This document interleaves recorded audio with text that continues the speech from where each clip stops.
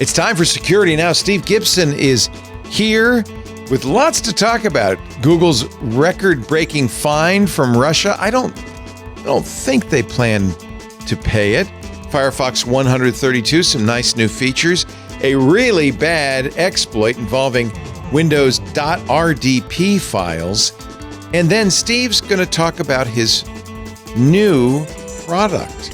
Plans for his next paid product for the first time, announced right here, next, on Security Now. Podcasts you love. From people you trust. This is Twit. This is Security Now with Steve Gibson, episode 999, recorded November 5th, 2024. AI vulnerability discovery. It's time for Security Now, the Election Day edition with Steve Gibson, where we cover all of this. Oh, I got the wrong album art up there. I'll fix that, Steve. We cover all the latest security news, privacy news, and AI news. Look at you got two stickers. You voted. Yeah, you voted twice. I got Lori's also. Oh, okay. You know, vote early, vote often. That's right. I only have the one sticker, but yeah, there's something really satisfying about participating in our democracy, I have to say, and I always enjoy it. And this time was no different. Even though I did vote by mail, I didn't go in. It's just satisfying to put that in the mailbox and say, and I'm participating. I do appreciate California making it so easy. Whether you ask for it or not, you get the ballot in the mail. Right. Yeah. Thank you very much. And, you get to do it 3 or 4 weeks ahead of time and drop it in the box and hope it doesn't catch fire. And and then you're done. See, it's Security Now, everybody. Very nice. I have fixed the album art, which means it's time for you to tell us what's ahead in the show. Okay, so before I forget, I've been receiving some emails from people who say, hey, you're mentioning that you sent out the announcement about the podcast the day before. Yesterday, it was the evening before to 12,154 people, I believe. Or the week before, it was the afternoon before. But people are writing saying, I didn't get it. And I got them before, but I didn't get the... Anyway, what's happening is, I tracked this down. Some people's email services are in an attempt to protect them from malicious links, are link following their email, like the links in their email. And unfortunately, my one-click instant unsubscribe really does work. And you just there's no confirmation on it. You click the link and you're out. Bye-bye. No warning. And so apparently people who are using Outlook, some people using Outlook will protect them by fetching the links in their email. Well, when they fetch the instant unsubscribe, that's it. They're not going to get any more email from me. So by everyone who's hearing this, who did not get yesterday or last week's or yesterday evening's email, I'm sorry, you were inadvertently unsubscribed by your overprotective email system. Wow. So please go back, resubscribe, and by this time next week, I'm sure this will be resolved. I will have to take you to a page that asks, oh, you're sure you want to unsubscribe? And then you click yes. And now I understand why that's what everybody else does. I wasn't doing that. And that was not good. It turns out you need to say, are you sure? Because then Outlook goes, oh, look, isn't that nice? He's asking if they're really sure. So we're not going to... He's not giving them malware or anything. So anyway, it's only Outlook that does this? I feel like Gmail has some unsubscribing. Well, Gmail makes it very easy. So the idea is there is a standard where the one-click unsubscribe goes in the headers.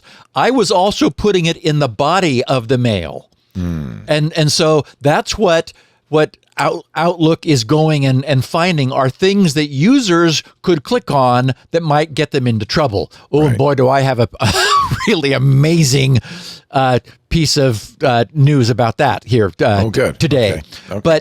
But in the headers, that's where Google will say, if you mark something, if you flag something as spam, you get a little dialogue that says, "Oh, would you like to?" Or maybe it's if you just delete them. Anyway, you get an offer from Gmail to unsubscribe from this list. Yeah, the I've reason seen it that, knows it's a list is that in the headers, unseen by users unless they explicitly look, is an unsubscribe link, which your email provider is able to use. And in fact, this was really handy when I was doing the mailing to the really old email addresses. Many of the recipients, the recipient servers would see, oh, that account hasn't been around for a decade. And so the server itself would unsubscribe them. So it was great. It sort of made it, it's like automatically cleaned the email list for me. So anyway, we are at Security Now, episode 999, as you mentioned, Leo. And I should mention to our listeners, last week I noted I had not yet updated GRC's side to handle 4-digit podcasts. I did that. Yay! So we are prepared to wrap into... had to do that. I had to do it. Well, This was for the last longest week. time, that this was why it was going to be all over. And boy, I didn't even realize it was going to be on Election Day when lots of things might be over. Some prescience there saying, I think my last show should be Election Day 2024. That's right. Wow. Did you pick that one? Okay, so we're going to talk about the interesting topic of AI being used for vulnerability discovery, which I think is going to be a big deal. And I don't want to step on my own story here, so I'm just going to leave it at that until we get there. We're going to talk about Google's record-breaking fine by Russia and wonder how many zeros does that number have? Also, Russian television's RT's editor-in-chief admits that their hosts are AI generated. Oh, wow. Yeah. Probably because they sent all the actual hosts off to war. Windows 10 security updates are set to end. That's for 22H2, set to end next October. Or are they? When a good Chrome extension goes bad, we're going to look at a real-world event that occurred. Also, Windows, it turns out, will launch RDP sessions, remote desktop protocol sessions, with a .rdp launch file, which can also configure your RDP client for full zero security. And we ask, what could possibly go wrong with that? Actually, something has. Firefox 132 just received some new features. Chinese security cameras have been removed. Well, more than half of them from the UK. We'll check in there. And I know our listeners would not fail for this social engineering attack we're going to look at. But I bet you that lots of people would. Also, I'm going to announce GRC's next commercial software product, or at least semi-commercial software product, and talk about that a little bit. And then we're going to look at the prospect of AI, as I said, being used to analyze code to eliminate security vulnerabilities. Much as I recently suggested that AI running on the local smartphone may be the solution to allow us to preserve full end-to-end encryption by preventing bad stuff from being sent or received. I bet you that AI may be the solution to the security problem. And, Leo, have we got a picture of the week? It's a goodie. I love it. All ahead. Security Now 999 is underway, which would have been, if you're just joining us, the last Security Now until Steve changed his mind a year ago. You were many adamant. years You people were fretting, and I was planning, but no, I'm not ready to go yet. Congratulations. That's great. Our show today, we have a great sponsor brought to you by DeleteMe. And if you listen to this show, you know how problematic data brokers have become. That national public database that was breached, and hundreds of millions of people's social security numbers and emails and home addresses were, basically given out to the bad guys. I think that's one of the reasons we're getting this spate of sextortion emails, Steve, with your name and address and phone number in it. I think it came from the NPD release. You know who doesn't get those? Lisa. You know why? She uses DeleteMe, our sponsor for this segment. If you've ever searched for your name online and you don't like how much of that personal information is available, you may want to consider doing something about it. And maintaining privacy is not just a personal concern, it's a family affair. That's why DeleteMe has family plans, so you can ensure that everyone in the family feels safe online. How does DeleteMe work? It reduces the risk of identity theft, of cybersecurity threats, harassment, and more. And it works by removing your private information from these data brokers, from these sites on the internet that are collecting all these, like NPD. Lisa is not getting those exact same emails that I'm getting because her information wasn't in the NPD database. This is why. Actually, it's not why we started using it. We started using it because of phishing scams, spear phishing scams, bad guys were using to target Lisa's direct reports. She's a CEO of Twit, and all of the people she manages were getting text messages saying, "This is Lisa, urgent.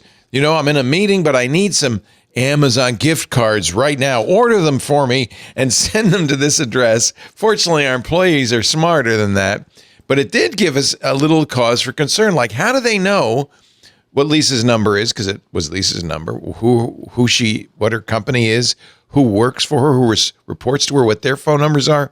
That's when we said, you know what? We need DeleteMe. How do you feel about compromised info and hacking and identity theft and spam? This is a nightmare, and we are very pleased that it's working for Lisa. I'm not so happy about myself. Maybe I need to sign up too. DeleteMe experts go out on the net and find and remove your information from hundreds of data brokers. They make it their specialty. They know all the data brokers.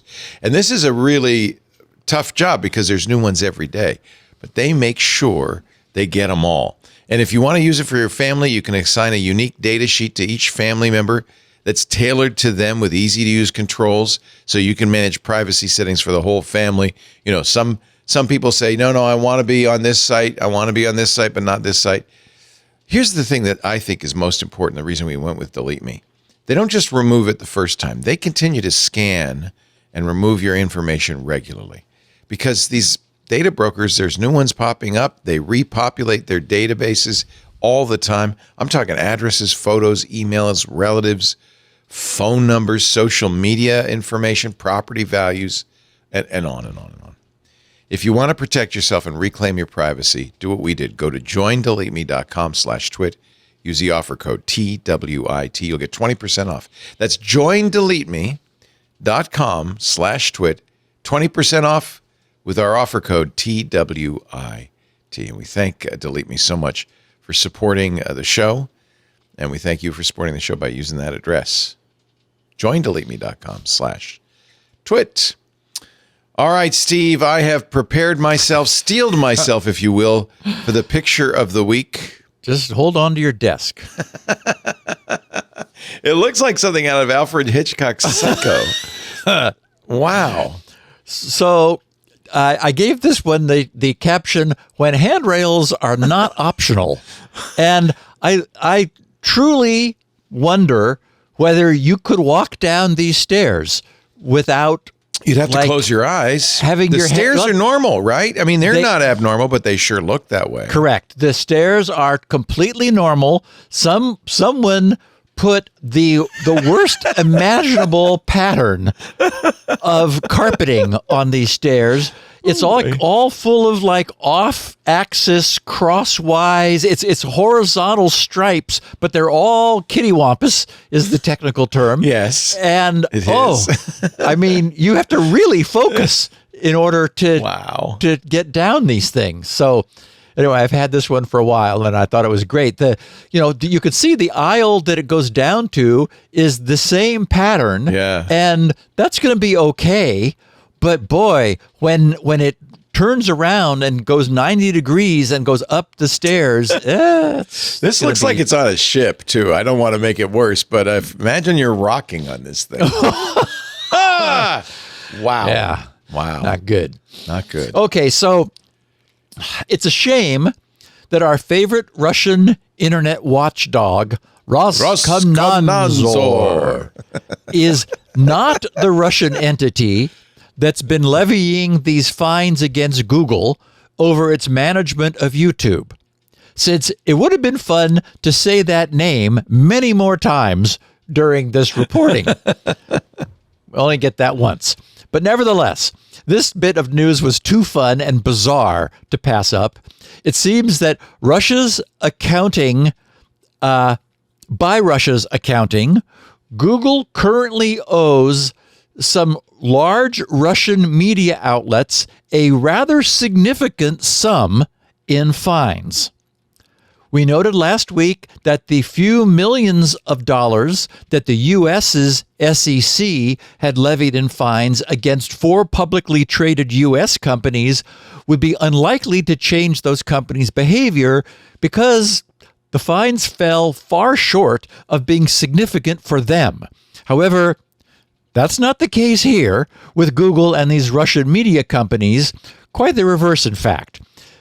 Here's the story as it was recently reported in the Moscow Times under the headline, Russia fines Google $2.5 decillion US dollars over YouTube bans. They wrote, the RBC News website reported Tuesday that Google has racked up some 2 undecillion rubles, which is the equivalent of 2.5 decillion US dollars worth of fines in Russia after years of refusing to restore the accounts of pro-Kremlin and state-run media outlets. You know, like Google just said, no, we're going to kick this off of YouTube. RBC cited an anonymous source familiar with court rulings against Google.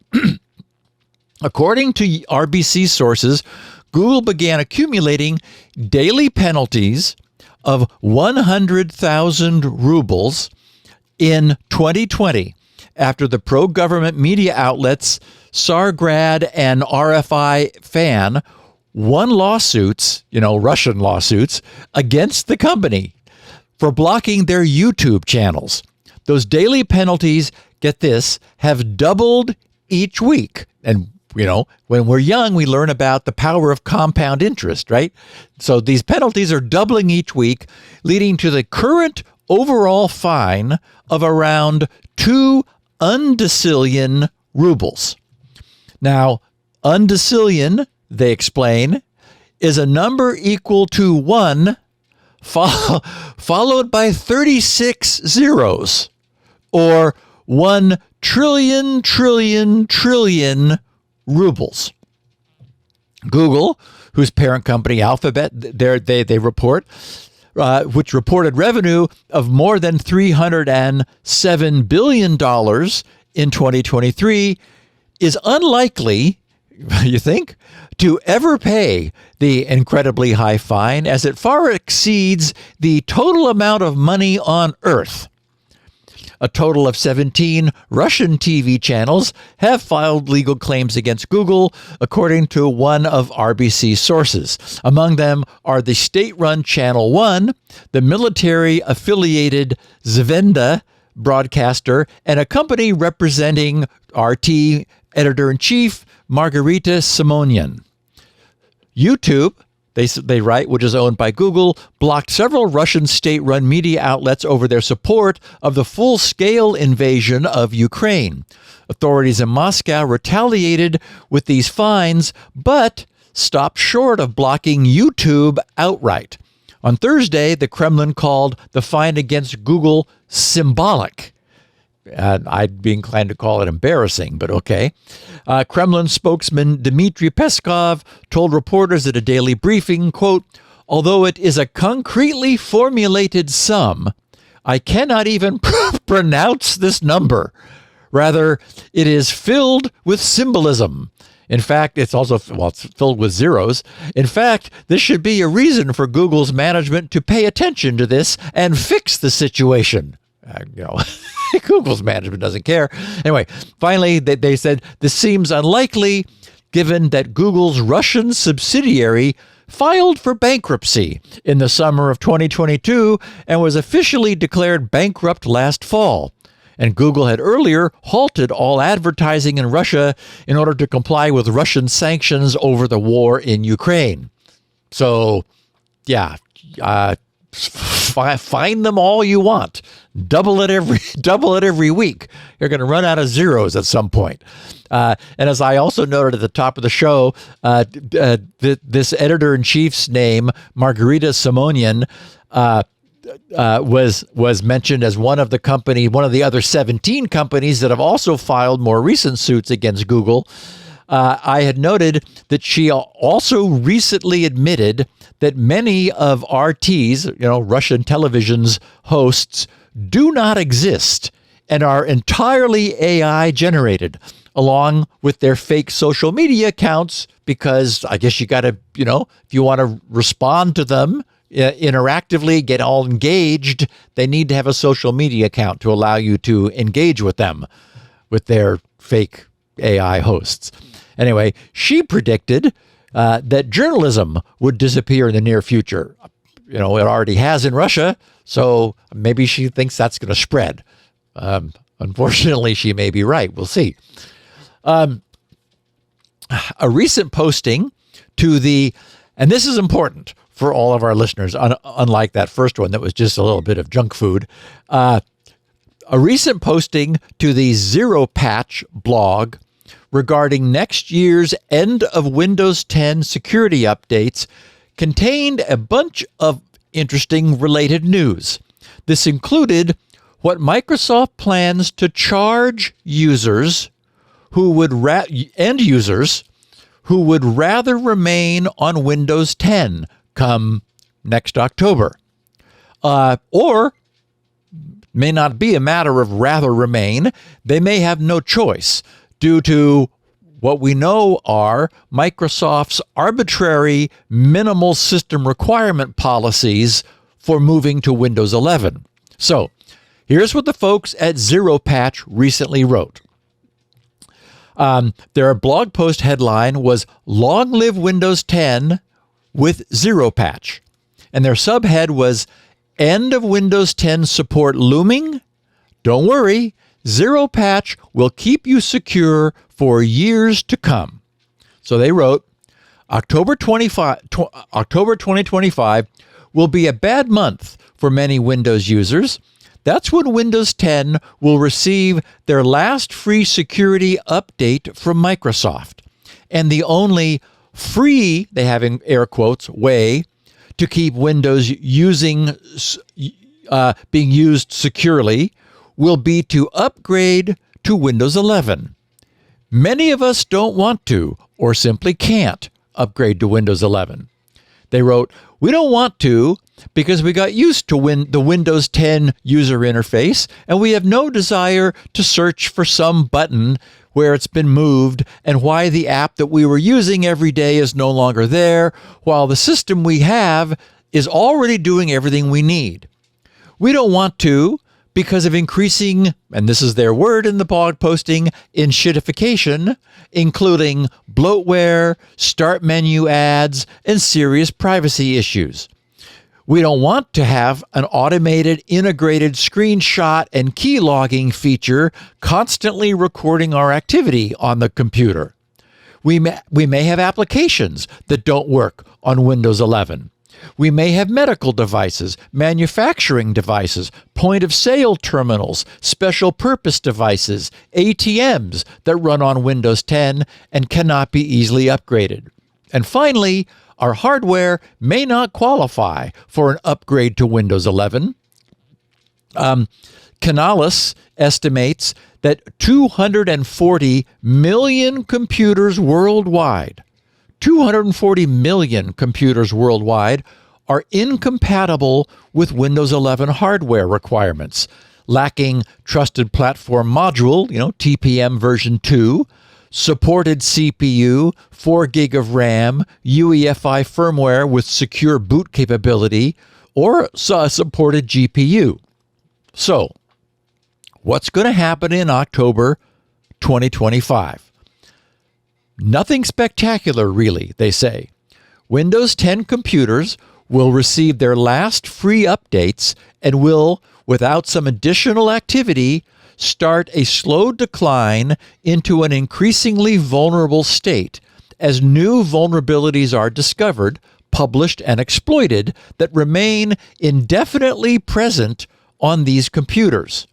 The risk of compromise will slowly grow over time, and the amount of luck required to remain unharmed will grow accordingly.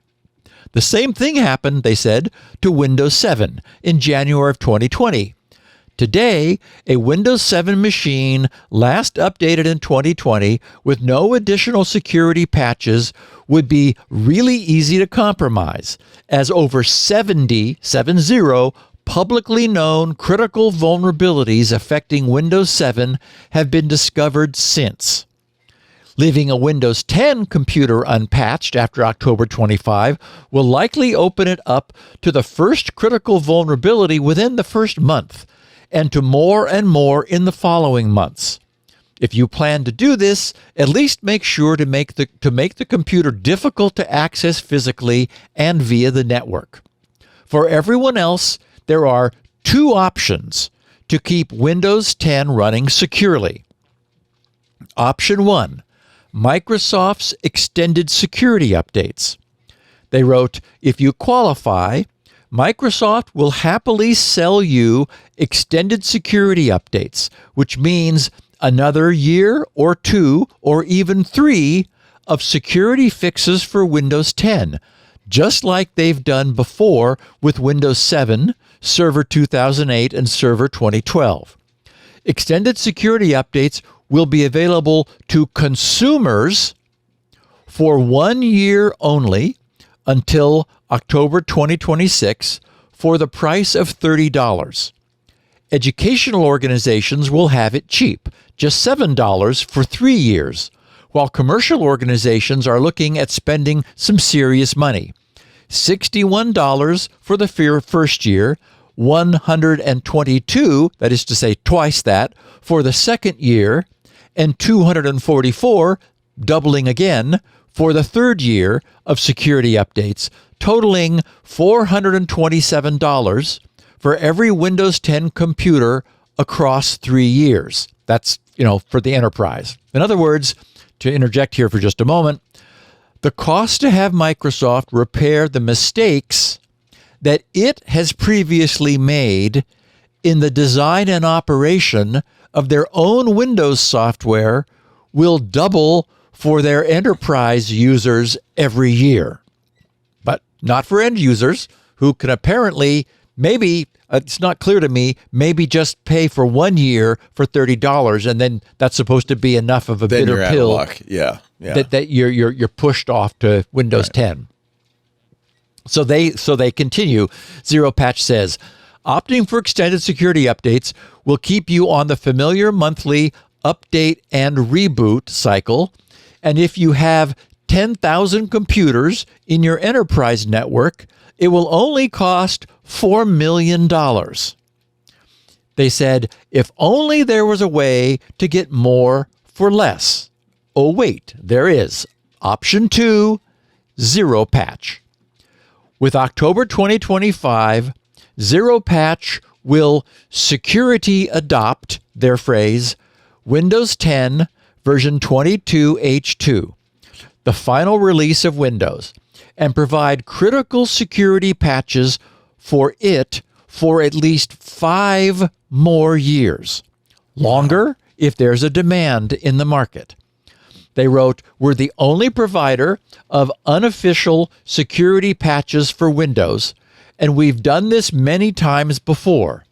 After security adopting Windows 7 and Windows Server 2008 in January 2020, we successfully took care of 6 versions of Windows 10 as their official support ended. Security adopted Windows 11 21H2 to keep users who got stuck there secure, took care of Windows Server 2012 in October 2023, and adopted 2 popular Office versions, 2010 and 2013, when they were abandoned by Microsoft. We're still providing security patches for all of these. With Zero Patch, you will be receiving security micro patches for critical, likely to be exploited vulnerabilities that get discovered after October 14th, 2025. These patches will be really small, typically just a couple of CPU instructions, hence the name, and will be applied to running processes in memory without modifying a single byte of original Microsoft binary files. There will be no rebooting the computer after a patch is downloaded, because applying the patch in memory is done by briefly pausing the application, patching it, and then allowing it to resume.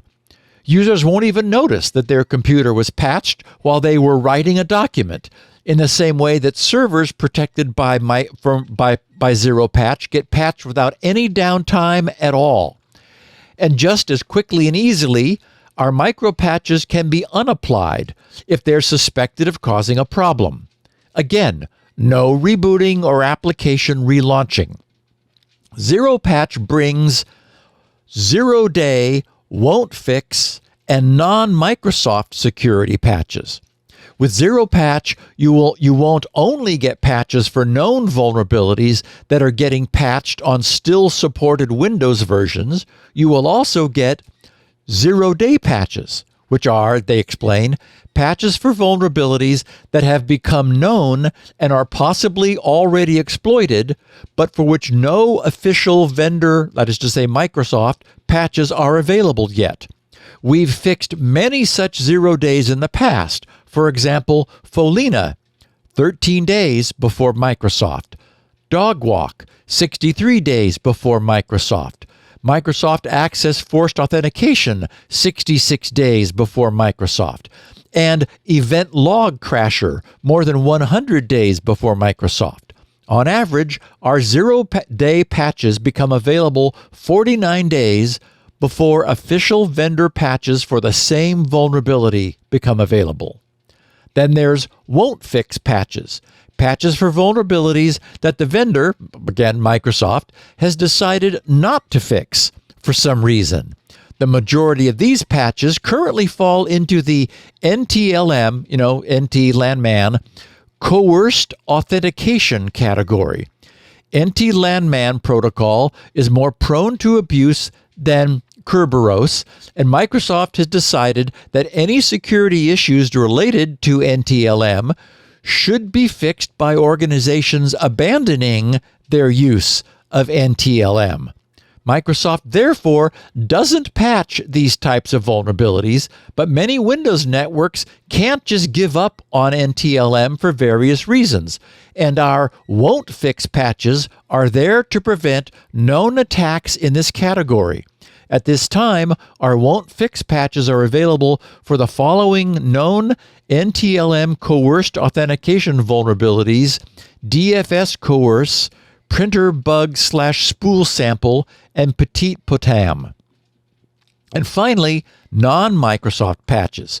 They wrote, while most of our patches are for Microsoft's code, occasionally a vulnerability in a non-Microsoft product also needs to be patched when some vulnerable version is widely used, or the vendor doesn't produce a patch in a timely manner.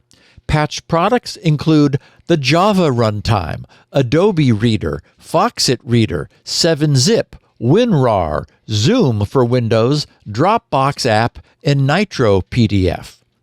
Though you're probably reading this article because you're interested in keeping Windows 10 secure, you should know that these patches are also available for supported versions of Windows such as 11 and Windows Server 2022, and we keep updating them as needed. Currently, about 40% of our customers are using Zero Patch on supported Windows versions as an additional layer of defense or for preventing known NT-landman attacks that Microsoft doesn't have patches for. So, what about the cost? Our Windows 10 patches will be included in 2 paid plans. Zero Patch Pro, suitable for small businesses and individuals, management on the computer only, single admin account, currently priced at €24.95 plus tax per computer for a yearly subscription.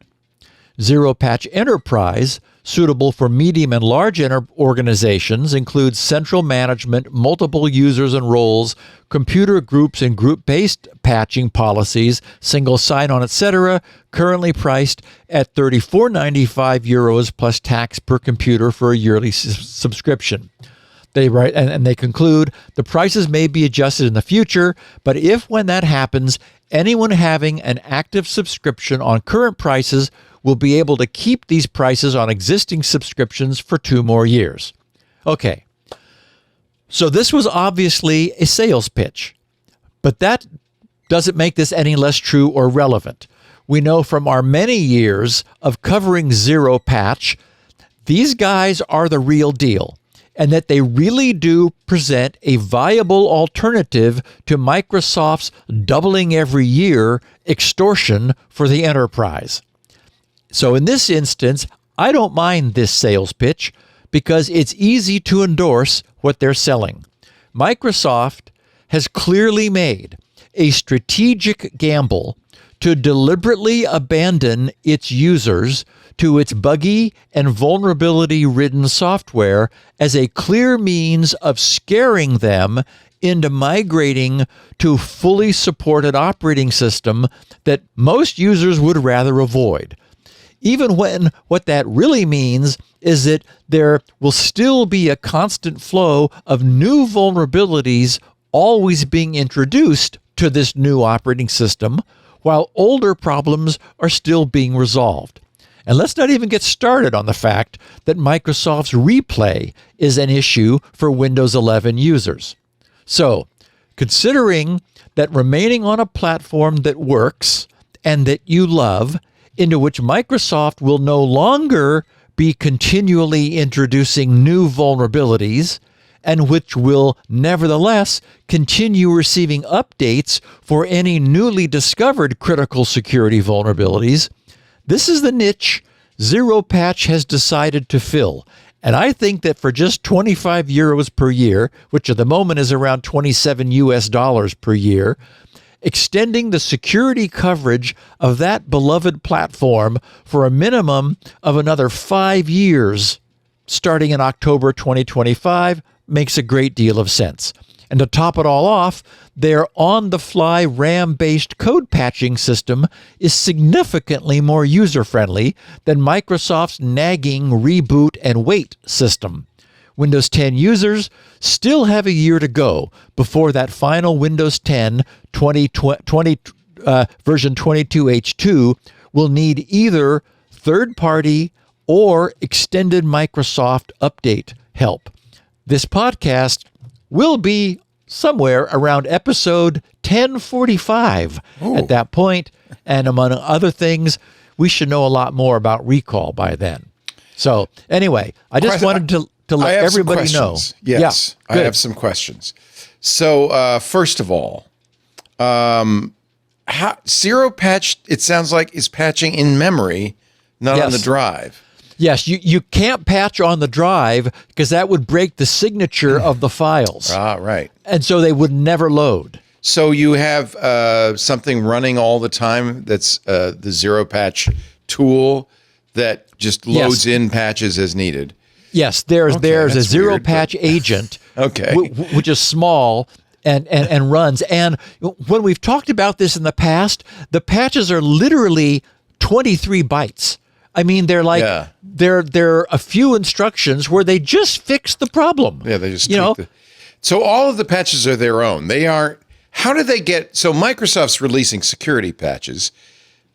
And zero patches duplicating those patches. Do they reverse engineer them? How do they know? Just like the bad guys do. In the same way that the bad guys do a delta on the pre and post patch code. That's all you have to do, I guess, huh? Yeah, you just find the thing that Microsoft changed. And so they say, not why. Just what it is it. Yeah. Okay. It's an interesting business, actually. I think it's a great business, and I mean they've been around for a long time.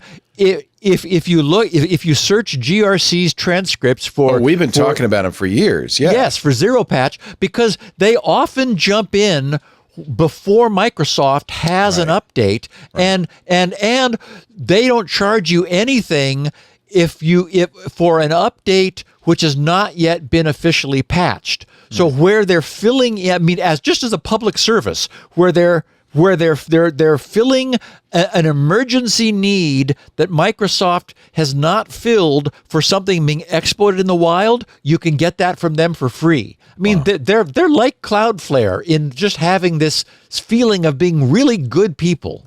Well, they are going to sell it down the road, which is good. That's fine. They're putting a lot of work into for a year of protection. Many people would rather do that than be forced to use Windows 11. Are you running it? Have you run it? No. Because I don't believe any of this nonsense about you can't run old versions of Windows. I'm running Windows 7. I'm just fine. Those 70 vulnerabilities don't bother you. No, I just don't go to bad places. Right. My site doesn't have any, and and I've got up-to-date browsers. Browsers are the big vector, the way stuff gets in. And oh boy, Leo, wait till you see one of the ways, a new way that people are being tricked. Yeah. Let's take a break, and then we're going to talk about what happens. A case in point of good extensions going bad in Chrome. Okay. Deal. But I recommend zero patch. I think everybody who's listening should take a look at it. If the idea appeals to them, I don't see a downside. And I mean, it keeps you running for as long as your apps continue to be secure. I mean, ultimately, that's what breaks it is, the browser is no longer supporting Windows 10 or something like that. Right. Yeah. Very interesting. All right, let's talk about our sponsor for the hour, a name you, I'm sure, are very familiar with, 1Password. You remember we used to do an ad for a company called Collide with a K, a company I really liked. 1Password acquired them, and they've used Collide in conjunction with their own technology to create something they call 1Password Extended Access Management. And it is a very clever idea. Let me ask you a question I think I know the answer to. If you're an IT department or in your business, you're in security, do your end users always work on company-owned devices and IT-approved apps? Of course they do, right? They never bring their own phone or laptop in. They never run an out-of-date operating system browser or, Plex server on your company's network, right? Of course they do. So in that world of BYOD, how do you keep your company's data safe when it's sitting on all those unmanaged apps and devices? 1Password has figured out a very clever solution, Extended Access Management. It's more than a password manager. 1Password Extended Access Management helps you secure every sign-in for every app on every device because it solves the problems traditional IAM and MDM, too, cannot touch. Imagine your company's security like the quad of a college campus. You've got the nice brick paths leading between the perfect green lawn from ivy-covered building to ivy-covered building. Those are the company-owned devices, the IT-approved apps, the managed employee identities. It's all perfect. But as with every college quadrangle, there are then the paths people actually use, the muddy little shortcuts worn through the grass that are actually the straightest line from building A to building B. You've got that on your network, those unmanaged devices, right? The shadow IT apps, the non-employee identities, like contractors. People bring in their own tools because they work better, right? They're the shortcuts. But the problem is Most of the security tools only work on the happy brick paths, and most of the security problems take place on the little muddy shortcuts. That's why you need 1Password Extended Access Management. It's the first security solution that takes all those unmanaged devices and apps and identities and puts them under your control.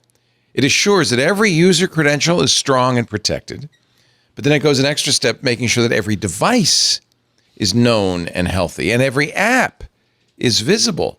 It's security for the way we really work today, not the fancified, perhaps for everything we're perfect way that some security companies want it to be. It's down there, gets down there on those muddy paths.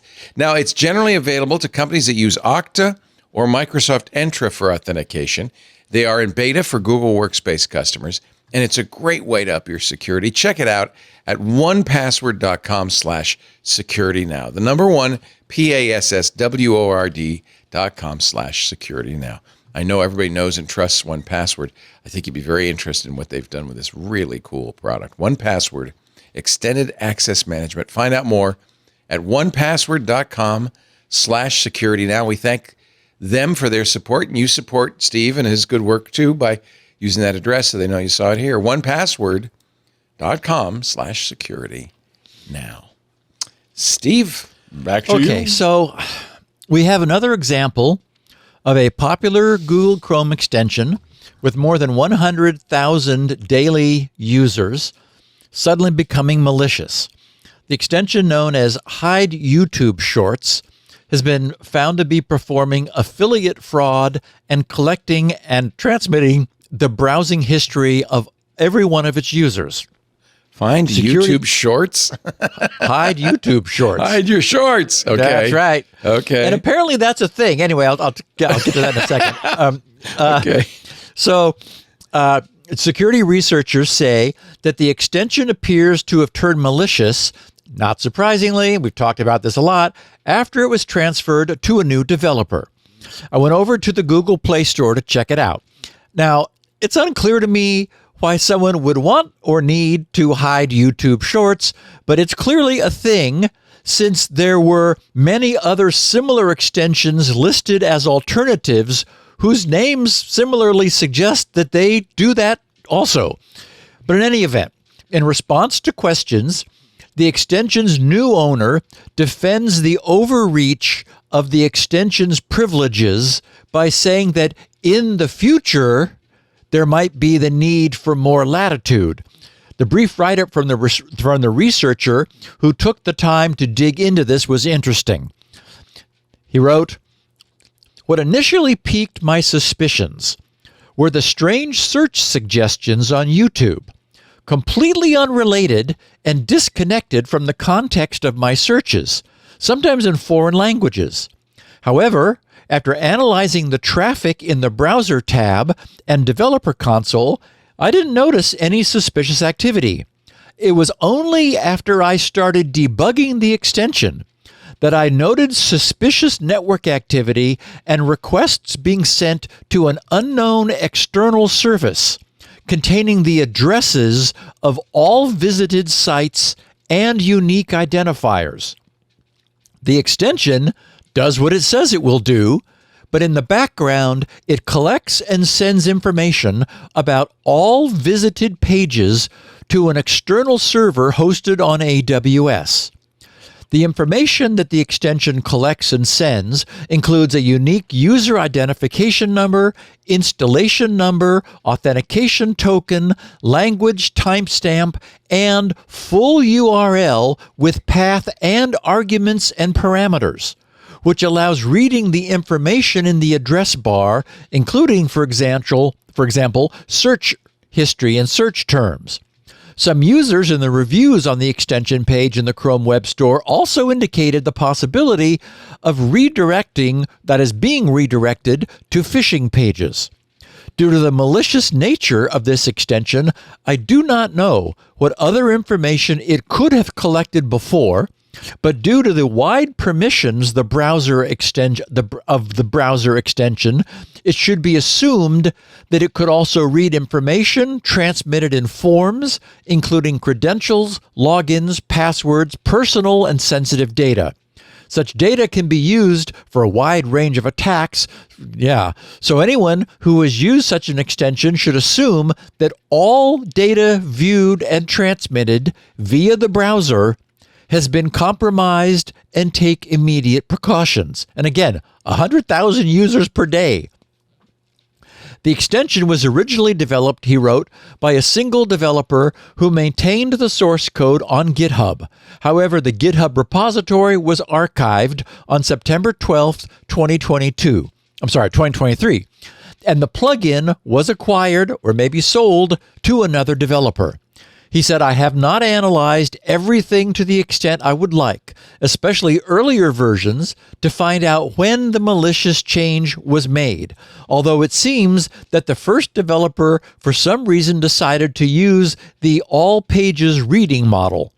When the extension was just entered, when the extension was just entering the Google Web Store, he wrote, I analyzed its behavior and did not see similar problems with it. So indeed, this did happen downstream at some point. He finishes, I have no doubt about the intentional nature of the current developer's actions.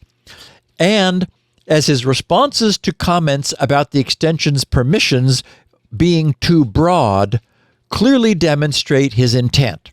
So once again, the caution would be, our takeaway from this would be to attempt to minimize the use of browser extensions.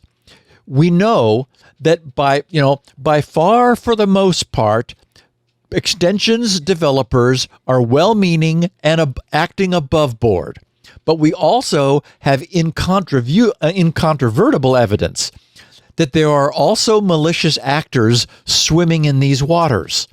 Without the ability to fully analyze and vet every extension, it becomes a numbers game, where statistically, the greater number of extensions being used, the greater the chance that one of them might be malicious. And I just haven't had any time to dig into uBlock Origin further, but I've got this nagging sense that, for example, if you wanted to block YouTube Shorts, uBlock Origin would just do that by using the dropper and clicking on like something that in YouTube Shorts, and they would just go away. Because I've had anecdotal reports of that in feedback from our listeners. So you probably don't even need more special purpose extensions. You probably just need to better utilize uBlock Origin. At some point, I'm going to make time to do that for us. It's just a CSS div probably that you could, if you knew the name of it, you could just block it automatically. Exactly that. Yeah. Yep. And in fact, that little the little dropper thing finds that for you. It picks the div. Yeah. And just exactly, and just does that and creates a rule. Yeah. So anyway, the fewer the better when it comes to extensions. Okay, this is one. Oh boy. We all know the trouble Windows has had over and over and over something as simple as .lnk link files. Oh, yeah. I mean, Leo, you were covering these before the Security Now podcast on your weekend show. Anything you double click that does something is always risky, right? Uh-huh. So the exploits of those have been epic, and we've lost count of the number of times they've been fixed, in air quotes, only to rear up again. Some design concepts are just bad and are notoriously prone to abuse. And Leo, you just summed it up. Anything you can double click, that's a problem. So that's what I was put in mind of when I read that it's possible for a Windows.rdp file to pre-configure and launch a remote desktop session. It's like Microsoft never learned anything from the past. And as we know, those who do not learn from the past are destined to repeat it.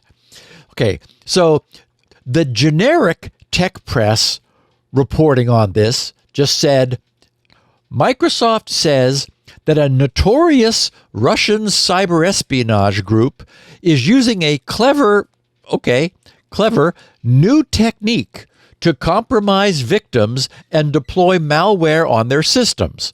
The technique involves sending malicious RDP configuration files to victims via email. If executed, the files connect a victim's PC to a remote RDP server.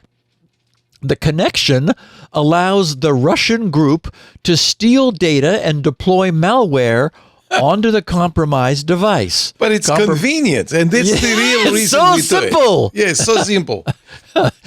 Microsoft has attributed the operation to Midnight Blizzard. Remember, they're the people who got into their email also. They don't like the Midnight Blizzard people. No, they don't. A cyber unit inside Russia's SVR Foreign Intelligence Service. The group has used the new technique since October 22nd and has targeted individuals in government, academia, defense, and NGOs across the U.S. and Europe. This is the same campaign that was spotted by AWS and CERT UA. Okay, now, since the inherent insecurity of this entire design was just too much to believe, I went to the source, where Microsoft themselves explain. They said, on October 22nd, 2024, Microsoft identified a spear phishing campaign in which Midnight Blizzard sent phishing emails to thousands of users in over 100 organizations. These emails were highly targeted, using social engineering lures relating to Microsoft, Amazon Web Services, and the concept of zero trust. The emails contained a remote desktop protocol, RDP configuration file, signed with a Let's Encrypt certificate, because you can get those for free. Yeah. RDP configuration, .rdp files they wrote, summarize automatic settings and resource mappings that are established when a successful connection to an RDP server occurs. Imagine that. Let's make that easy. Let's make it one click. These configurations extend features and resources of the local system to a remote server, controlled by the actor, where we insert what could possibly go wrong. I'm sorry, I missed my cue. It's okay. We'll have a few more by the time we're done here. Good. In this campaign, the malicious.rdp attachment contained several sensitive settings that would lead, let's map the C drive, that would lead to significant information exposure. Once the target system was compromised, it connected to the actor-controlled server. Oh, and by the way, where they say was compromised, they're being quite kind. By that they mean when the user received the email containing the .rdp extension and clicked it. That now qualifies as you have just compromised your computer, baby. Jeez. Because you clicked on a file that your email wasn't trained to block. Yeah. Notice that you can't send email. You can't send exes anymore. Those die at immediate death. Right. If you try to email someone an exe. There's just no hope. But RDP, yeah. I would submit that your computer was compromised the minute you enabled RDP. But that's it's enabled by default, and that's another one of those. Should be. Here we go. Yeah. What could possibly go wrong? I didn't miss that one. Okay, so as they say, once the target system was compromised, meaning the user clicked on something in email, which is all it takes to compromise Windows these days, it connected to the actor-controlled server and bidirectionally mapped. This is Microsoft. And bidirectionally mapped the targeted user's local device's resources, meaning hard drives, to the server. Bidirectionally mapped means not only can read it, and write it. That's right. Resources sent to the server may include, but are not limited to, this is Microsoft saying this, all logical hard disks, clipboard contents, printers, connected peripheral devices, audio, and authentication features and facilities of the Windows operating system, including smart cards. Basically, you've just given them your access to your entire system. Yeah. And Microsoft wrote, this access could enable the threat actor. Okay, the only way it wouldn't is if they were literally asleep when this mapping occurred. Otherwise, could enable the threat actor to install malware on the target's local drives. Actually, it's probably automated, and so they can be asleep, and it'll happen in their sleep. And mapped network shares, particularly in auto start folders. Oh, so they have those too. Or install additional tools such as remote access Trojans to maintain access when the RDP session is closed. The process of establishing an RDP connection to the actor-controlled system may also expose the credentials of the signed-in user to the target system. This, again, Microsoft writing, when the target user opened the RDP attachment, an RDP connection was established to an actor-controlled system. The configuration of the RDP connection then allowed the actor-controlled system to discover and use information about the target system, including files and directories, connected network drives, connected peripherals, including smart cards, printers, and microphones, web authentication using Windows Hello, right? Protected by recall. Don't worry, you're safe. Oh, right. Windows Hello, not safe. Passkeys or security keys, clipboard data, point of service, also known as point of sale or POS devices. And they go on and on and on. In their blog posting, Microsoft goes into detail about the attacks and provides pages and pages of IOCs, indications of compromise. Under their mitigation section, they have pages of things that can be done to keep this from happening. I have an idea. How about never building this inherently incredibly dangerous and abuse-prone facility into Windows in the first place? Which is, I think, Leo, the first thing you suggested upon hearing of this. There you go. Yeah. If it's not there, there's nothing to abuse. Seriously. Is it necessary to have an RDP file type that causes a machine to configure to a maximally insecure state and connect to a previously unknown remote server? Well, it's there for like remote support, right? Well, I use RDP extensively. Right. And yes, RDP saves its connection profile settings into individual RDP files, and that can be useful. But when those files are given the capability to initiate a connection on their own, this becomes an extremely dangerous design pattern. If they're going to exist at all, such files should be tightly bound to the machine that created them, not something that can be received in the mail and then clicked on by an unwitting user. Microsoft loves storing things in the registry, so RDP settings for the local machine could be retained there instead of in individual RDP files, and then this problem would not exist. Handy as it inarguably is, there's just no safe way to send anybody, a file that when executed causes their machine to connect to any foreign unknown machine with all of its local resources shared. There just isn't. There's no safe way to do that. At the very least, this facility should be firmly disabled by default for everyone. Yeah. And then only those few people who actually need to do this should then be forced to jump through some hoops to enable it on their machine only, and even then possibly only for some self-limited time. And if that were the case, Russia would have never bothered to create this because it would be off for 99.999999% of the people in the world. You know, I hope everyone knows to never click on anything received in an email, even if it appears to have been sent from someone you know and trust. We can now add another to the long and growing list of email-based exploits. Emailed attachments are too useful to ban outright.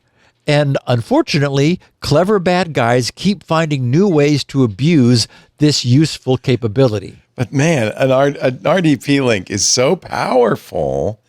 Now, I don't allow port 139 on my router. Most people probably don't.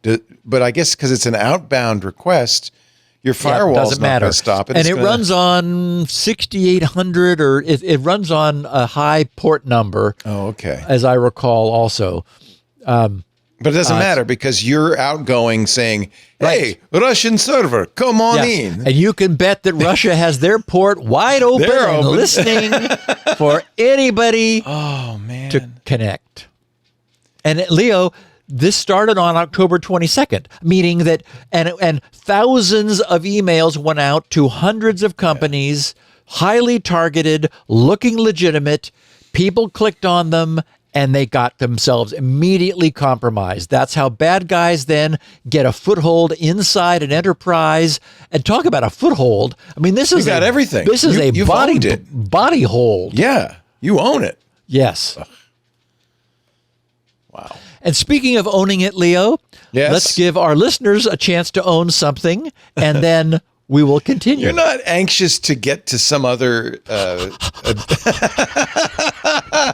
I have the TV on here, Steve. You're not missing anything. That's not fair. There's nothing going on. No polls are closing on the East Coast. You got at least an hour before Georgia closes, so you're good. Yep. This is the fastest paced show we've ever done. I can't keep up. Woo. Okay. We'll have some more great stuff coming from Steve. As always, Steve's amazing with the quality of the information you get here. And we thank our sponsors for making it possible, like BigID. You know about BigID? I've talked about them before. They are the leading data security posture management solution, DSPM. Have you ever heard of that? It's the only DSPM solution that can uncover dark data, that can identify and manage risk, can remediate the way you want, and scale your data security strategy through unmatched data source coverage. BigID seamlessly integrates with your existing tech stack, which is nice because you can then use it to coordinate security and remediation workflows, take action on data risks, all the actions, annotate, delete, quarantine, and more based on the data. And of course, it maintains an audit trail, so every action is recorded. The partners that it works with are just say everybody, but I'll mention a few: ServiceNow, Palo Alto Networks, Microsoft, Google, AWS, and on and on and on. With BigID's advanced AI models, you can reduce risk, accelerate time to insight, and gain visibility and control over all your data. BigID is so good at finding this dark data that they equipped an organization that probably has more data and more little hidey holes than any other, the United States Army. The U.S. Army used BigID to find that dark data, to accelerate cloud migration, to minimize redundancy, and to automate data retention. Listen to the quote. This is from U.S. Army Training and Doctrine Command. This is an amazing quote. The first wow moment with BigID came with just being able to have that single interface that inventories a variety of data holdings. Now, remember, this is the Army. Think of what kinds of data. I mean, they said, including structured and unstructured data across emails, zip files, SharePoint, databases, and more. To see that mass and to be able to correlate across those is completely novel. Again, quoting the U.S. Army Training and Doctrine, I've never seen a capability that brings us together like BigID does. That's a pretty nice endorsement. When they told me that, I said, can I please read that? Because if the Army says it and is willing for you to hear it, that's a pretty big endorsement. CNBC recognized BigID as one of the top 25 startups for the enterprise. They were named to the Inc. 5000 and Deloitte 500 2 years in a row. They are the leading modern data security vendor in the market today. All right, I got to give you one more. This is from the publisher of Cyber Defense Magazine. Quote, BigID embodies three major features we judges to look for to become winners: understanding tomorrow's threats today, providing a cost-effective solution, and innovating in unexpected ways that can help mitigate cyber risk and get one step ahead of the next breach. That's BigID. Start protecting your sensitive data wherever your data lives at bigid.com/security now. And by the way, the Army and CNBC and all the rest just scratch the surface. Go to the website. You will see all of the accolades, all of the people who give BigID thumbs up, all the references. It's pretty darn impressive. bigid.com/security now.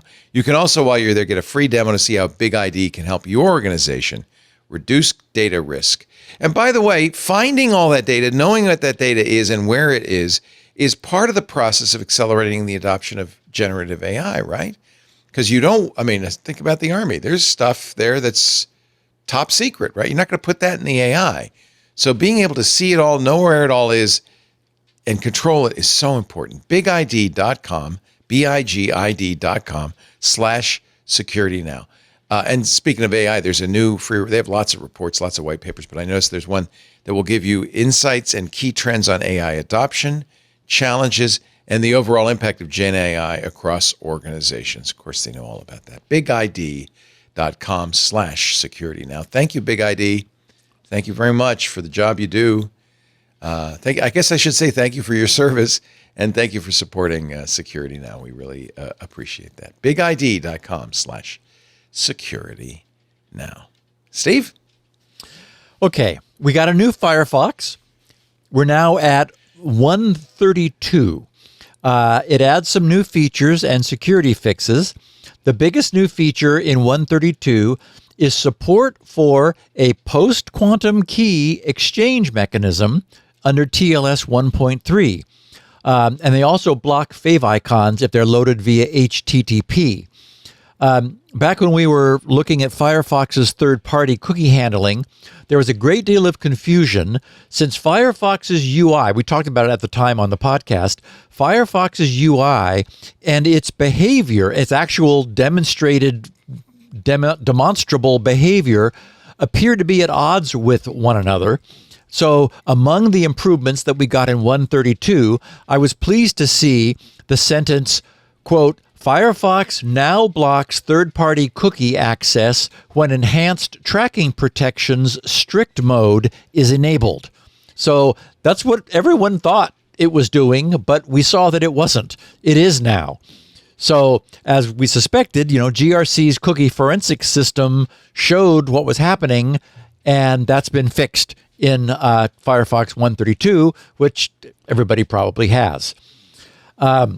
As I mentioned at the top of the show, under the sad but understandable category of we don't trust camera-equipped black boxes made in China, we have the news. Really? Yeah. Yeah. Okay. We have the news that we talked about DJI drones as one example of a camera-equipped black boxes.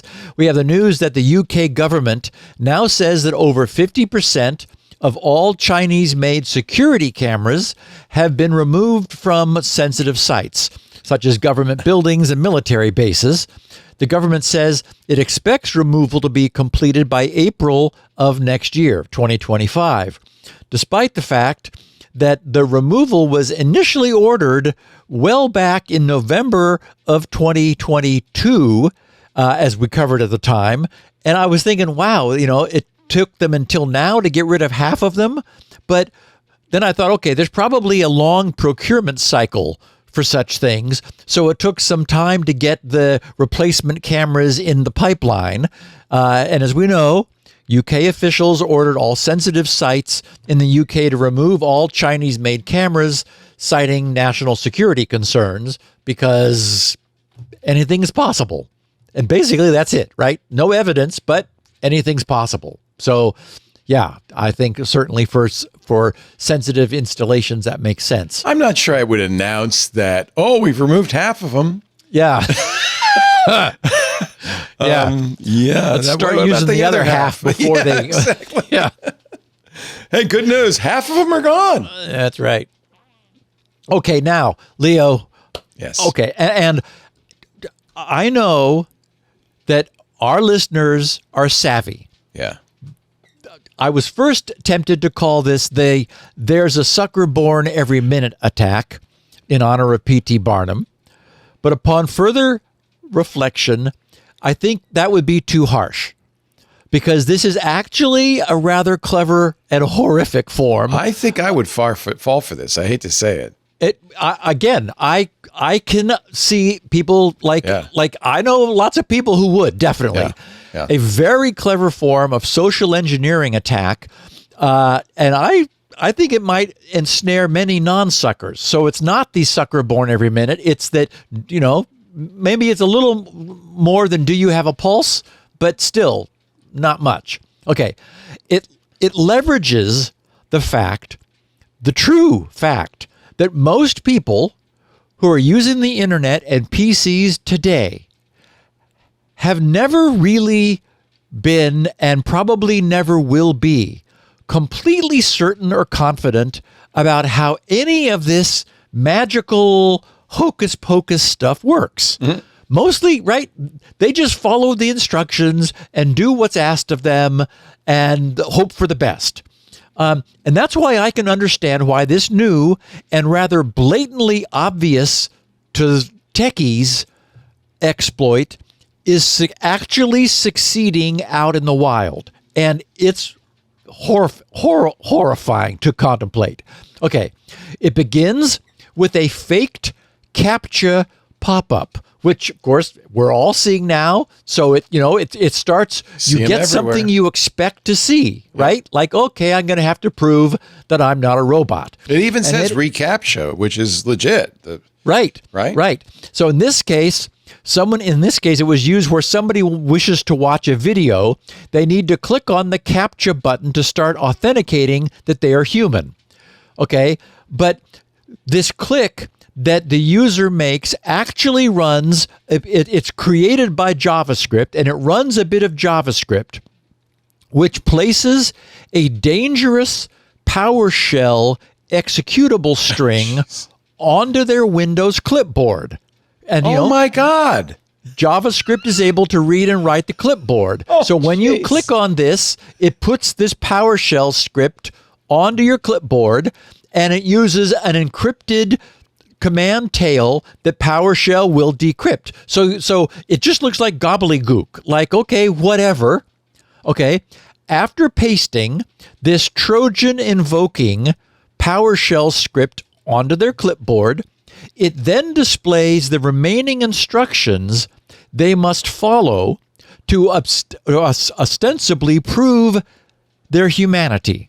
Okay, well, they are definitely about to prove their humanity, but not in the way that they intend. Get this. The pop-up reads, verification steps. Press Windows button, and then it shows you that little Windows, 4 window pane icon, plus R. I wouldn't fall for this part. I know. Again, okay.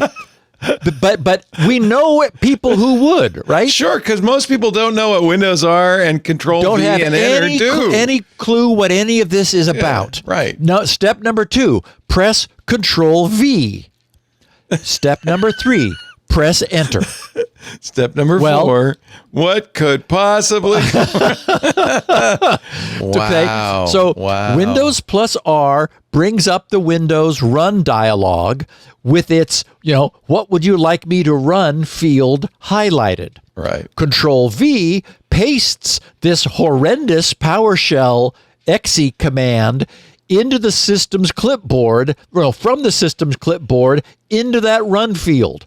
So that the run field now contains the executable PowerShell script to download and install and run Trojan malware on their computer. And then this all culminates when they follow the final instruction of pressing enter to, as Picard would say, make it so. Again, as I observed, none of us would do this. But again, most people don't know what any of this is. Right. So they're just following the steps Right. because they want to see the video. They want the carrot. And so, wow. Fortunately, Windows key R does nothing on a Macintosh, so I'm safe. You're safe. Oh, you in the minority. The minority's growing and it's because of things like this, I'm convinced. But okay, go on. Wow. Go on. Yeah. Yeah. So anyway, I don't know what to tell our listeners. I know none of our listeners would fall for this, but I know they know people who would. Oh, yeah. So, wow. It's bad enough to be forced to click things in your browser when it could be a spoofed window. Our browsers are designed to try to minimize the damage, but it's possible for JavaScript to put something on our clipboard. Amazing. And then these instructions basically say, oh, thank you. Here's what we want you to do now. And it involves getting that thing to run, which those keystrokes will do. Wow. Okay. I said last week that I wanted to announce the next big thing I'm working on. Oh boy. I recently finished the work on GRC's email system, and actually I have a caveat to that now, as I said, because it turns out that Outlook is doing link following to protect people from malicious links, and in the process unsubscribing people from their mailing list. So I'll fix that in the next day, and then it's on to what comes next. Also, and I forgot to mention last week, one of the email system's originally missing features was the capability to allow its users to easily update and migrate their email addresses at any time they may want to. My original thought was that since an email account didn't have anything other than 0, 1, or 2 subscriptions associated with it, anyone could simply delete their old account under their old email and then create another one under their new email. So not really a need to explicitly rename their existing account. But after I saw very high spam complaint rates when initially mailing to SpinRite's owners from 20 years ago, who were like, what the heck is this? I migrated SpinRite's purchase data into the email system, which allowed me to send email which opened with the line, back in 2005, someone named Joe Schmo at this email address purchased SpinRite. And it's, as I mentioned at the time, that had a profound effect upon the spam complaint rates. Suddenly everyone was like, oh, yeah, I remember that.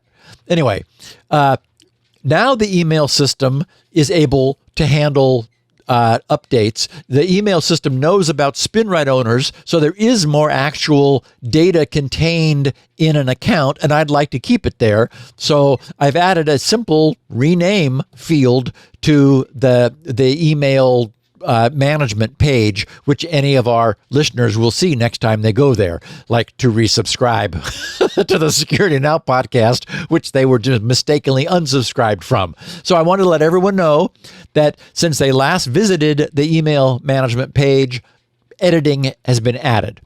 Once that was done, I was then able to address the final remaining loose end of the SpinRite 6.1 documentation offering, which was to create a video walkthrough demonstration of showing SpinRite in action. Since booting DOS and using a textual user interface is becoming increasingly foreign, I wanted a way to allow someone who might be considering whether to purchase SpinRite to get a quick and clear sense for what it looks like when it's running. So that now exists. I posted it on my YouTube channel. I posted it over on GRC, so it's hard not to find it. And if anyone is curious, there you go. And that brings me to the announcement that I teased last week. As I've mentioned a number of times, GRC's number one by far, 9.3 million downloads so far, most popular software of all time is the DNS benchmark. I have been astounded by its popularity. When I was putting the show notes together, I guess it was Sunday, it had been downloaded 9,313,642 times and around 1,600 downloads per day.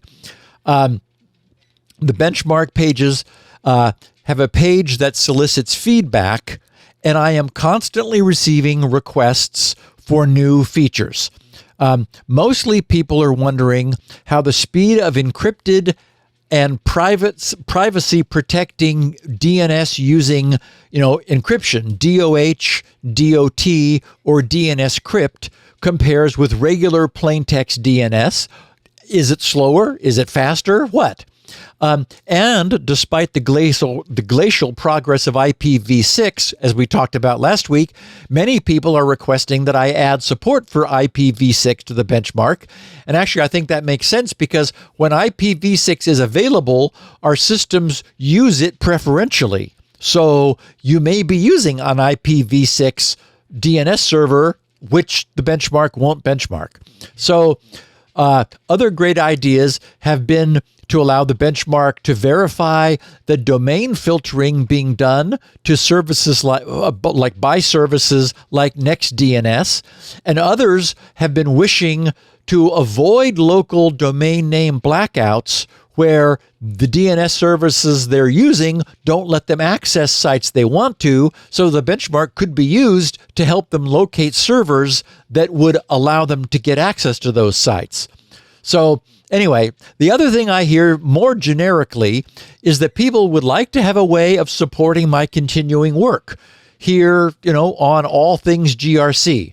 News groups, forums, Shields Up, DNS spoofability tests, all the freeware that I write and am able to offer, and everything else. So I've decided that my next project, before I create Beyond Recall, for, super fast, super secure data deletion, which will precede the development of SpinRite 7 for Windows, will be to revisit the DNS benchmark and to give it a major version 2.0 update. There will still and always be a free release available, like it is now. But I would like it to be able to support itself. If it can, and I think it should be able to based upon its observed popularity. So I plan to offer all those new features for $9.95 in a Plus edition, and also for the real DNS Pro guys, a Pro edition for $19.95, which will do a whole bunch more run as a service, background logging, lots of long-term charting, and a bunch of other stuff. So anyway, that's the plan. Count me in. When is it available? Well, I'll buy it now. And that's my hope, is that I'm going to, because it's an update to an existing product, it's not going to be a long time coming. Right. Since I hate the model of subscription software with a passion, despite the fact that the rest of the world appears to be going that way, the agreement I'll be making with the purchasers of the benchmark is that they only ever pay once, and they own it and its future of that edition forever without ever any additional cost. So if it succeeds, as it might, it would create a revenue stream that would justify its ongoing improvement over time and continuing development, as new DNS-related technologies arise. So anyway, I will have a substantial a pair of, an upgrade to the freeware that'll still be available, and then for people who want more, for less than $10, well, not much less, $9.95, you can get that and own it forever and its entire future. So that's my story. Smart to have the $9.95 and then the next one up, because I know that everybody looking at that's going to go, well, for $10 I can get Pro, but I want the super duper edition for $20 because that's $20. It's not, and actually, deal. that I got that thought from John Dvorak, who he and I talked like just sort of he wrote to me. And then we ended up having a couple hour conversation because he wanted to know what email system I was using because he was leaving monkey mail, whatever that thing is called. Chimp mail. Anyway, and the point he made was he said, don't put a cap on what people can pay you because they might want to pay more. He's done very well with that, I might add. Good. All right. Okay, so let's take our last break, and then we're going to talk about AI's application in security vulnerability discovery. And I have a episode 999 sort of editorial to lead in on that with. Oh, good. So all right. I think good stuff. The good news is 999's not the last. Indeed not. Next week for episode 1000. Or are you going to do it in hex? I don't know what he's going to do. What would that be? I don't even know. Our show today brought to you by Melissa. This much I know. They have been the trusted data quality expert since 1985. Longer than we've been doing this show, that's for sure. With Melissa's debut in the Stripe app marketplace, this is really cool. Stripe customers now have access to the same data quality services leveraged by large global enterprises every day. Key features, and this is just one of many Melissa integrations, but let's talk about the Stripe integration. Key features include address validation. The app validates global addresses at both the customer and invoice levels, and that's all within Stripe without leaving Stripe. Auto-completion capabilities reduce the number of keystrokes required, and of course, eliminate fumbled-fingered errors. Only valid addresses enter the database, your database. User-friendly, you bet. Of course it is. Users can easily configure the app with a few steps with support for both customer accounts and invoice-level validation. The app offers smooth management of API keys and subscriptions, facilitating transitions from free to paid services. And of course, it's Melissa, so you get comprehensive support and quality assurance. Users have direct access to Melissa's experts, ensuring high-quality service and support. Melissa's amazing, enhancing operational efficiency, boosting customer satisfaction, and maintaining overall financial health. Those should be strategic goals for any forward-thinking business. And if you're a business that relies on Stripe, you're no exception. And now you have an ever-expanding tool set at the ready with Melissa. Melissa's amazing. Melissa's services, by the way, understand compliance like no other. That's important, right? You want to make sure that your data is safe. With Melissa, you get secure encryption for all file transfers and an information security ecosystem built on the ISO 27001 framework, adherence to GDPR policies, SOC 2 compliance. Of course they do it right. Get started today with 1,000 records cleaned for free at melissa.com/twit. We love Melissa. They've been with us for a long time. We're glad to see they'll be coming along in 2025 as well. melissa.com/twit. Thank you, Melissa, for supporting Security Now. And thank you, dear Security Now listener and viewers, for supporting us by going to that address and that address alone so they know you saw it here. melissa.com/twit. Okay, Steve. Vulnerabilities. On the occasion of episode 999 of this Security Now podcast, I want to take a minute before we talk about something Google recently announced where AI was used to discover an important vulnerability in a widely used piece of software to put AI into a broader context. By now, I'm sure our listeners have correctly determined that I'm one of those in the camp who is overall quite bullish on AI. All of the evidence I've seen and witnessed firsthand informs me that we are indeed on the verge of something truly transformative. And I'm very glad I'm still, frankly, alive to watch this happen. Seriously, My parents. It is very science fiction futurism, isn't it? I mean, it is, and it's kind of happening. amazing. Yeah. And my parents and a bunch of my close friends who would have been fascinated by this are no longer here to see this happen. And that's a shame, I think, because I believe this is going to be that big. I believe AI is going to be something that changes the entire world. Wow. Like most of those in the baby boomer generation, during my lifetime and my awareness, I've watched vacuum tubes give way to transistors, and transistors give way to many generations of integrated circuits. Digital memory moved from relays and then to magnetic cores to insanely dense electromagnetic and electrostatic storage.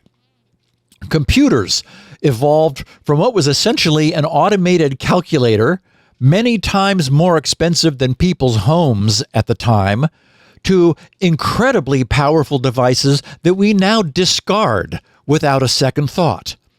And the internet happened during the second half of baby boomers' lifetimes. We've had the privilege of watching this incredible global network interlink the computers we all now casually carry around in our pockets. We are truly living through what was science fiction near the start of our lives. And now, those of us who are still here are going to have the privilege of watching AI happen. Given everything I've already watched unfold during my nearly 70 years on this planet, and given what I've seen of it so far, I believe that AI's impact upon our lives is destined to be bigger than anything that has preceded it, more significant than everything that has come before. For the longest time, the technologies that appeared to have the most impact were those that facilitated communication. The printing press changed the world, and that was followed by the telegraph, which was followed by radio and the telephone, which were similarly transformative. The reason the internet has changed everything again is that it too is about communication. It could be argued that automotive transportation is also a form of communication. Communication has been so universally transformative because it's been about linking the thoughts and intentions of people. By comparison, I believe that AI is going to utterly eclipse the transformative power of communication because it is the thoughts and intentions of people. AI is the currency of people. And sure, it's easy for cynics and skeptics to find fault. There's always fault to find in the beginning of anything new, where big claims about the future are being made. That's just the nature of new. New is the start of the journey, not the end. Personal computers were initially a joke, as were the first luggable laptops, but no one's laughing now. Back at the start of Bitcoin and the invention of cryptocurrency, there were many skeptics, but I sure wish I had not installed Windows over my 50 Bitcoin. My point is, what AI is today is not what it's going to be tomorrow. It never is. And I believe we're only at the start of what is going to be more significant than the invention of anything that has come before. Because AI is, as I said, potentially the currency of people. And there's never been anything like that before. I'm glad we're all going to be here to witness it together. Okay. So what happened with AI and Google? Google has a long posting in their Project Zero blog, but the Hacker News assembled a very nice summary. That's what I want to share. Here's what they wrote.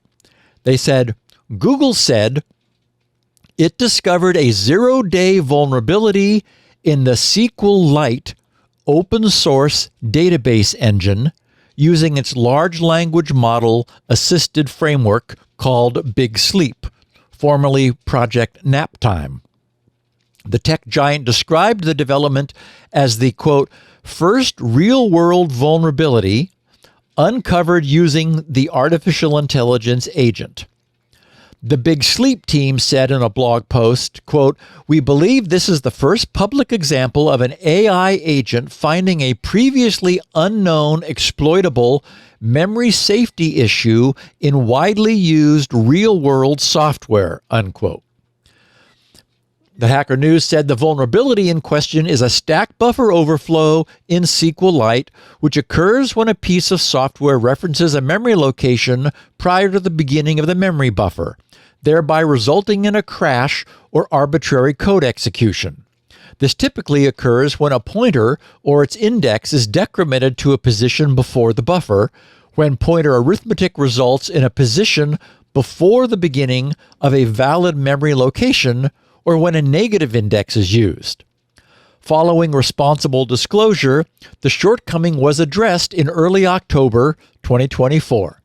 It's worth noting that the flaw was discovered in a development branch of the library, meaning it was flagged before it made into an official release. And I'll also note that made it, it was a newly introduced bug that this thing immediately found. They said Project Naptime was first detailed by Google in June of 2024 as a technical framework to improve automated vulnerability discovery approaches. It has since developed into Big Sleep as part of a broader collaboration between Google Project Zero, yay, and Google DeepMind. With Big Sleep, the idea is to leverage an AI agent to simulate human behavior when identifying and demonstrating security vulnerabilities by taking advantage of a large language model's code comprehension and reasoning abilities. This entails using a suite of specialized tools that allow the agent to navigate through the target code base, run Python scripts in a sandboxed environment to generate inputs for fuzzing, debug the program, and observe results. Google said, quote, we think that this work has tremendous defensive potential. Finding vulnerabilities in software before it's released means that there's no scope for attackers to complete. The vulnerabilities are fixed before attackers have a chance to use them, unquote. And the Hacker News finishes, the company, however, also emphasized that these are still experimental results, adding that, quote, the position of the Big Sleep team is that at present, it's likely that a target-specific fuzzer would be at least as effective at finding vulnerabilities, unquote. Okay, so while this may be just the first time AI has been deployed for this, my own intuition is screaming that AI-driven code verification and vulnerability detection is going to be huge. To me, it feels as though this is dead center in AI's bailiwick, and that it may be that AI is what finally comes to our rescue in the seemingly never-ending and apparently intractable fight against both the continuous introduction of new vulnerabilities and the discovery and eradication of old ones. Microsoft must be hard at work figuring out how to use AI in this way. Imagine a day when Patch Tuesday is, sorry, nothing to fix here. No new known vulnerabilities have been found, reported, or known to be under exploitation. Now you're just fantasizing. That would be something. Wouldn't that be something? Yeah. And it really, to me, it's impossible for us to reach if we don't do something like this. Yes. With AI, it does not seem that far-fetched. It may be that today's large language model training style doesn't really apply for this. That's my feeling. I don't think that's the way to attack this. But I'm not nearly close enough to AI to know. But I'm sure there are people who are. of course, this won't solve all of our problems, since there will always be people who are opening dangerous service ports to the internet or following instructions in a believable looking CAPTCHA telling them to just bend over. Just copy this. Yes. Paste it. Even when their UI's AI cautions them not to do that. So, I'm not worried that AI is going to put this podcast out of business anytime soon. As always, there are users, and users can always be counted on to do dumb things. But I think that was Pornell, something like that, right? He was famous for citing that. But code is pure. It's why I love it so. It's just combinatorial math, and it's fully deterministic. So it really seems to me as though code verification would be a natural habitat for AI. And Lord knows we need it. If I were a younger man, that might be where I might aim my own focus. And I'm serious about this. We often get listeners who are just starting out and who are looking for and asking for some direction. So here's some. It feels to me as though AI could have incredible traction in the field of code behavior verification and software vulnerability discovery.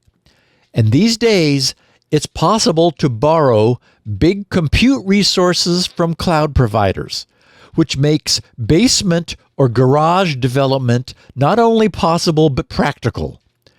And if such technology were created, it feels like the sort of thing that would be snapped up by any of the big tech giants in a heartbeat. So think about that.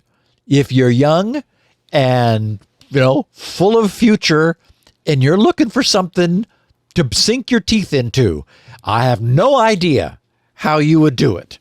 But I guarantee you that in a decade, and I'll still be here watching this stuff happening, I will guarantee you this is going to change.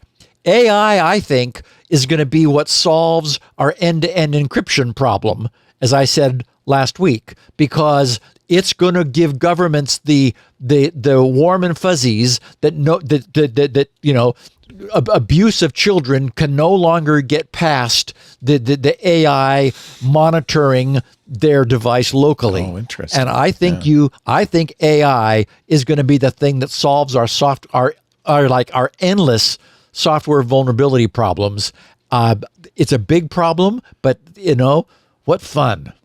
Hey, if it can do that, there's probably a lot of other things that AI will be up to as well. Oh, I think it's going to revolutionize medicine, Leo. Yeah. It's going to revolutionize drug discovery. It is going to change the world. Yeah. And by the way, I loved how you started, because I think this is exactly what you and I, who've watched many changes in our lifetime, are hoping for one last big one. And this could be the big one. This could be the one that changes humanity and launches us into an entirely new realm. I kind of agree with you, so I'm excited too. That's Steve Gibson, grc.com. He's got a new product coming. Now, time frame, you don't like to do that. I can't guess. A couple months probably. I'm hoping a couple months. Put me down for one of those $20 subscription purchases, because I'll be the first in line to get it. I can see I can't wait to find out how encrypted DNS compares to UN. I have no idea. Yeah, you'll have fun with this, or IPv6, or what OpenDNS, what NextDNS is doing, things like that. This will be really useful. Yeah, and because the Pro version, so there's Plus at $9.95, and that has all the features version. Except the Pro can run as a service in the background because it's all written in assembler. It's a couple of $100K. It's not these ridiculous hundreds of megs sitting in your machine. But to be able to look at graphs and charts of long-term DNS server performance, I think it's going to be very cool. It's going to be very, very interesting. And that's what we hope for, live in I forgot interesting built-in times. spoofability testing too. So you can check the spoofability of the servers without Nice. having to do it generically over at GRC. So Nice. yeah, lots of stuff. Yeah, I run a network analysis program in the background almost all the time to keep an eye on, our bandwidth and so forth, freeing. And I think this will be equally useful running in the background. I definitely look forward to it. Mr. G, you did it again, $9.99. Now, one last chance. This could be the last episode for all time. It's up to you. The counter. We've remember when we were young, the digital clocks people had So much where fun. they were tumblers. Yes. Yes. And I would just sit there and wait for it to get to be, well, the real payoff was $9.59. Right. Because you'd get to see all three going at once. Or in your car when the odometer hit 100,000 miles, 99,999 to 100. That was exciting. But this is even more exciting. Here we are, ladies and gentlemen, switching from 999 to 1,000. And again, Steve, I need you to think of yourself as in the exit row. You could jump out that window or you could continue on with the flight. You want to continue on with the flight? Yeah. All right. Yeah. Look forward to it next week. Episode 1000. Same bat See you time, then. same bat channel. Yep. We are every Tuesday right after Mac Break Weekly. We're trying to make it 1:30, but no later than 2 p.m. Pacific. That's 5 p.m. Eastern, 2200 UTC. Streamed live on 8 platforms now. Count them 8. Of course, our club members get Discord, which is wonderful. But our YouTube, now I got to be careful with my fingers here because I did the wrong finger on Sunday. YouTube, YouTube, Twitch, Facebook, LinkedIn, X.com, TikTok, and Kick. Those are all the places you can watch us live, but you don't have to watch live. You can watch after the fact on the website, twit.tv/SN. We have audio and video. Steve has several unique versions of the show. He's got, of course, the audio at grc.com, but he also has 16 kilobit audio, which is a small file size. You give up a little quality, but it's a quick download. He also has transcripts written by Elaine Ferris, so they're not an AI, so they're great, real, genuine transcripts that capture the flavor of the show. And, of course, his show notes, which really are fantastic. He does better show notes than anybody, any podcast out there. All of that's at grc.com. While you're there, you got to remember right now, there's one way Steve makes money, and that's with SpinRite, the world's best mass storage performance, maintenance, and recovery utility. If you've got mass storage, you need SpinRite. Go get it at grc.com. Currently version 6.1. There's lots of free stuff there too. Steve gives away lots of great, valuable information, even software.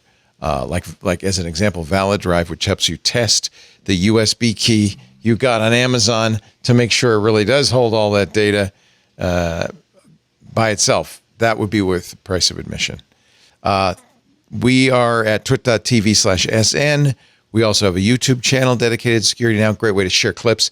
This is one show I know a lot of people listen to and they go, that QR code. I know my dad's going to click that. Send that clip to him from the YouTube channel so he can, because everybody can watch a YouTube video and that'll bring it home to him. Okay.